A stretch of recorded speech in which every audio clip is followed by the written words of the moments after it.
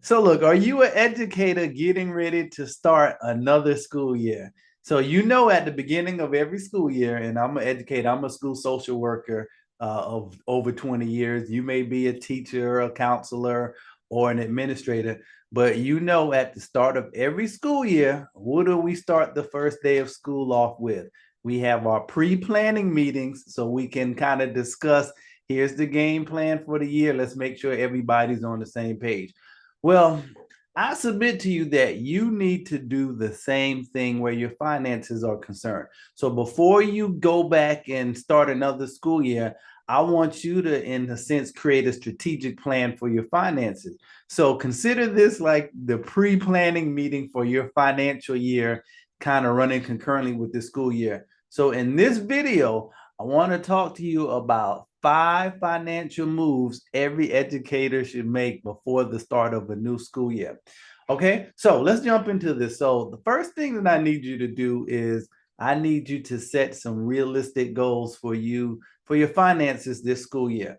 And so when it comes to how a regular school functions, you all know we look at that data first, and based on what the data, how we did last year, we set our goals for this current year. So financially, I want you to set some realistic goals for yourself, and it can be in whatever areas are important to you right now. So maybe you have some debt that you want to get paid down within this school year. So set a goal for that, or maybe in the area of investments, or it could be in the area of building up your emergency fund or your savings goal. I don't care what it is, or it could be to improve some financial habits. Maybe you want to not eat out as much this school year. Maybe you want to bring some lunch more. Anything that's going to impact the bottom line of your finances, I need you to set a goal around that particular area. So maybe you do need to stop going out so much to eat during the school day, and maybe you need to bring your lunch some more,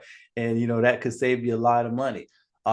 So I don't know what it is, but I want you to set some realistic financial goals that you want to accomplish for this school year. And so let me say that too. I'm not talking about 5-year, 10-year goals. I want you to set some goals that you can accomplish this school year. I know for me, one of the things that I want to do is I definitely want to take a trip to New York this summer, and I want to next summer I should say, and I want to stay on Times Square. So one of my goals this school year is to open up a vacation club account and put money aside. So when it's time for me to fly out, the money is already there. So I want you to think about that and take time to write your goals down. All right, number 2, I want you to prepare for any increase that may come this year. And so I'm so excited, and I don't know what the case may be in your district, but I know in my district, we're going to get an increase in pay. So I want you to think about if you have an increase in pay coming. And so whether it's $300, it could be $500, or it could be a flat fee. I want you to think in advance, plan for the increase. What do you want that money to do for you? The worst thing that you can do is suffer from this thing called lifestyle creep.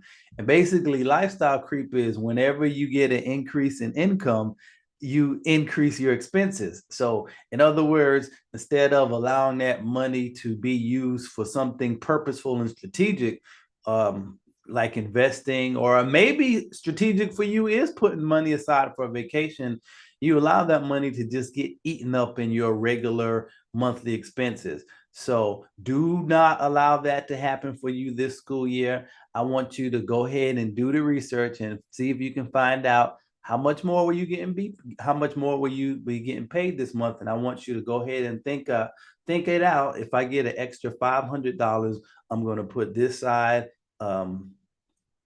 for an emergency, or I'm going to put this aside for my investments. And think about this. If you get an increase in pay where you're getting more money every month, imagine if you just got an extra $200 every month. So imagine what you could do with that if you put that aside and invested it in the market, or paid down some debt. So be strategic and plan for the increase. Use that increase to help you meet your goals. So if that goal was to plan a summer trip, It could be to pay down your debt. It could be to make investments. So use that increase to help you accomplish your goals. All right. All right. Let's go on to tip number 3. Tip number 3 is reassess your insurance coverage or other potential changes during open enrollment. So if you're educated, you know around October we have open enrollment, and that's where you choose your healthcare plans and your dental plans and any other supplemental things that you may need. So this is so important. A lot of times we don't think anything about open enrollment until October rolls around, and a lot of times you may just end up doing the same thing that you did before. But I want you to give it some thought prior to this time, and use open enrollment use open enrollment also as a time to assess what can I do to improve my health. And so the whole purpose of open enrollment is to get health insurance from one of the providers. So if you do have medical expenses and you have a deductible that you have to pay, and then your insurance will cover those expenses. But think about this, and this is what I decided to do last year. I'm in real good health. I'm not even going to trip. I'm in real good health. I try to work out on a regular basis. I eat relatively well and supplement my body and all that other types of different things. And so I rarely go to the doctor. Most of the things that I do around my health is preventive in nature. And so I really don't have a lot of expenses other than going to the dentist. So this is what I decided to do, and you may want to take a look at this too. So because I didn't have a lot of medical expenses, I said, okay, I'm just going to focus on what can I do to improve my health. And so this past year, I said I wanted to engage in more cardio exercises to do things to get my heart rate up. And so I started going to an aerobics class, and let me tell you, that class be kicking my butt, but I absolutely love it. But because I'm in good health, I said, now what else can I do with open enrollment from a financial standpoint? And one thing that I discovered is what they call an HSA account. And the HSA stands for Health Savings Account. And this is one of the most amazing things that I've ever seen. So depending on who your employer is, you can have money deducted from your paycheck tax free, depending on it. Now, some employers, they don't allow you to do with pre-tax dollars, but some do. So you can have pre-tax dollars and you can put it into this health savings account. And what you can use this money for is qualified medical expenses. So count the tax benefits. Number one, you can move the money pre-tax dollars if your employer allows that. Number two, if you put a certain amount of money in there, for some companies it's $1,000, for some it's $2,000. But after you invest a certain amount of money into that HSA account, you can start to invest those extra dollars, some interest from investing that money in different types of investment accounts. You could do mutual funds. I think some of them have ETFs, index funds. So you just have to do your research. I know the particular one that I have, I can invest in mutual funds and ETFs, but I can invest that money and it's going to grow free, tax free. So I transferred it pre-tax, and now I'm investing it. And here's the greatest part: when I decide to use that money for qualified health expenses, you have to do the research and see what constitutes a qualified health expense. You can actually take that money out tax free and not get taxed on it. So you're talking about a triple tax benefit. So you all need to definitely do your research and check out that HSA account. Now it is a high deductible, meaning that you're going to have to, if you do have a medical expense, the only caveat is that you're going to have to pay a really high deductible. So make sure you do your research. But if you're not planning on getting sick, or if you're in relatively good health, definitely want to consider HSA account. And even if you change employers, You'll still have access to your money, and it'll be there. You can use it whenever you want to. It could be 20 years from now. As long as it's a qualified medical expense, you can take that money out and you're not going to get penalized for it. Now, that is something worth looking into that can really move the needle forward in your finances. And it helps you kind of think ahead. Medical expenses increase as we get older. So just imagine having a pool of, a couple of $1,000 set aside when you get older and you start having to go to the doctor more, or maybe you need medication. You already have money available to you, tax free, that you can use for qualified medical expenses, man. Man, I'm excited about that. But let me move on to the next tip. All right, so tip number 4, I need you to create or update your retirement plan. So here again, retirement is one of those things that we don't think a whole lot about. Hopefully, you're putting money aside in your 403B. For most of you in education, I know for us in Georgia, we have our teacher retirement account, TRS, which is a beautiful thing. So you want to make sure, and they usually take that out automatically, but you want to make sure that you're contributing a strategic amount of money aside for your retirement. And so what you're going to need to do is think about this. What age do you want to retire at? And a lot of times, we don't think about what age we want to retire at. We think about how many years do I have to work until I can retire. But if you crunch the numbers, and you have enough to finance your desired lifestyle, if you have enough coming in through investments or other income sources, retirement could really be for you the point that you no longer have to work for money. You work because you want to. Why? Because you have enough coming in from other sources to maintain your desired lifestyle. So in planning or updating your retirement plan, I want you to think about, what age do you want to retire at? What type of lifestyle do you want to live in retirement? So, are you going to want to travel a lot? And so you're going to need to start thinking about what are going to be your income needs and your estimated expenses in retirement. So I need you to start thinking about that now, because think about this. If you knew that you would only need about, let's just say, $10,000 a month in retirement, and let's just suppose you started a business and it generated that much income, or you had investments that got you to a place where you got that amount coming in monthly. Imagine how good it would feel to know it's just like, man, if I left my job tomorrow, I would be able to still maintain my desired lifestyle. But a lot of times we don't even think along those lines. So I just want you to get clear on your income needs and establish expenses in retirement.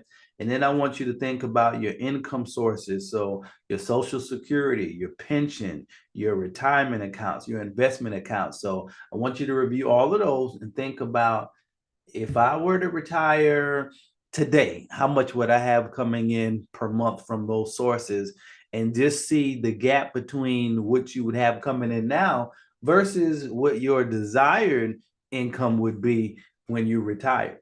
And then based on that, see what you can do to produce some more income. So maybe you might start a side hustle, or you may look at doing some other investments and seeing how much money would I need to invest to get a certain amount of return from that investment. So all of those things are a part of retirement planning.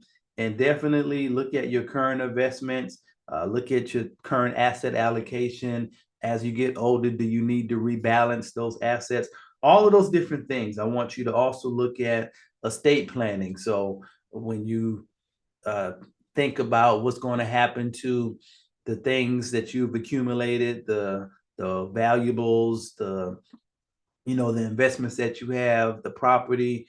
Estate planning really makes you think, like, where is all of this going after I leave this earth? And how do I make sure that it's protected so it can be passed down to my family? So you definitely want to look at wills and trusts. and you want to go back and review who your beneficiaries are. So somebody ain't acting right, then hey, maybe you need to change it. Like, hey, you better straighten up now because your name about to come off this beneficiary list. But I'm just kidding. Well, I'm really not. But you need to make sure you got all your beneficiaries updated. And then power of attorney. If something were to happen to you, if you would become in y'all know the word incapacitated. Basically, if you can't make decisions for yourself, who's your power of attorney is going to be? Doggone it. Y'all know what I mean. But you want to look at your power of attorney, all of those things go into estate planning. And you want to make adjustments as needed based on your current circumstances or any changes that you have recently undergone. So these are all some really good things that you can give attention to this school year to help move the needles forward in your finances. And then finally, I want you to plan for professional development where your financial literacy is concerned. So in school, you all know professional development is already built in throughout the year. I know in the district that I work in, and I love that they do this, they already have meetings scheduled throughout the year to get the professional development that we're going to need for that school year. I want you to start really being intentional about your professional development where your finances are concerned this school year. So plan for it. Put some money aside. Do you want to take some courses? Do you want to go to some seminars? Do you want to read some books? Whatever. But be intentional about it. So you understand the importance of professional development as a teacher, as an educator, but you also need to develop your financial IQ. But you have to make plans for that. Okay. So that may be one of your goals. Set aside some money or create another bank account just for investing in education is concerned. But that's going to be really, really, really important. So those are my 5 tips. So I hope you got some value out of it. And I got some resources that I want to share with you to help you in your financial independence journey. Definitely go to my website, and I have so many resources to help you just get rid of the clutter out of your finances and alleviate some of the financial stress. But I have a free financial health assessment. So if you go to my website at JarodAnderson.com, and I'll leave this all in the description so you can access it. But if you go to my website, a couple of things that you can take advantage of. You can sign up for a free financial health assessment. So we'll sit down and I'll ask you a couple of questions. And basically, we're going to create a roadmap to help you move a step closer to reaching your financial goals and getting to a place of financial independence. And I also have this free course entitled Living Beyond the Paycheck, 7 Roadblocks that you must avoid if you want to reach financial independence. So sometimes we stay stuck just because we're doing things that are hindering us and we don't even really know that they're hindering us. And one of those things that I discuss is just simply not having financial goals. I think that's one of the biggest challenges that I see that people have in their finances. They're just not clear on what they want or where they're trying to go. So that course is free, and it's definitely going to help you identify some small things that you want to avoid doing to make sure that you don't stay stuck financially and you reach a place of financial independence. And then I also have this course. It's called the 31-Day Financial Wellness Challenge. If you want to turn the needle or move the needle forward in your finances in just 31 days, you definitely need to take that 31-day financial wellness challenge. And each day I just have it's a quick lesson, and I have an action step for you to take. And then I also have a workbook to kind of help lead you through the process. So in just 31 days, a lot of the stuff that I talked about in this lesson, the goal setting, the estate planning, the planning for increase, a lot of that is included in that 31-day financial wellness challenge. So take advantage of that as well. And then also, I have what I call the 9 to 5 breakup course. Now, this is for those of you who kind of like me, you kind of made up your mind, I'm not going to be working on a job until 65 till retirement. And so in the 9 to 5 breakup course, I lead you through a series of things that you need to do if you already know that one day you want to be in a position where you can leave or break up with your 9 to 5. Now, it's not something for you to run out and do overnight. Now, this is a process that you have to work through, but I take you through a series of different things that you need to change in your mindset, actions that you need to take. And at the end of that process, it's going to help position you to be in the place and show you what you need to do if you want to one day be in the position to leave your 9 to 5 before traditional retirement age. And last but not least, and I'm most excited about this, I am creating what I call the Educators Wealth DNA Club. And this is my year long coaching program that's going to run concurrent with the school year. So it's going to start in August and we're going to be finished in May. But during that year, I'm going to walk with you, take you by the hand, and we're going to go through everything in your finances from A to Z, from your mindset to your spending to your savings to your financial habits to the type of words that you speak. We're going to go through every aspect of your finances in a year's time, and we are going to put you on a pathway to wealth and financial independence. So definitely click the link down in the description if you want to learn more about that program. So it will be kicking off in August. So if you're interested in that and you want to spend a year with me and let's go through your finances from the rooter to the tutor, make sure that you sign up for that. So that's it. So make sure you watch the next video that is somewhere on that screen, and I will see you in the next video.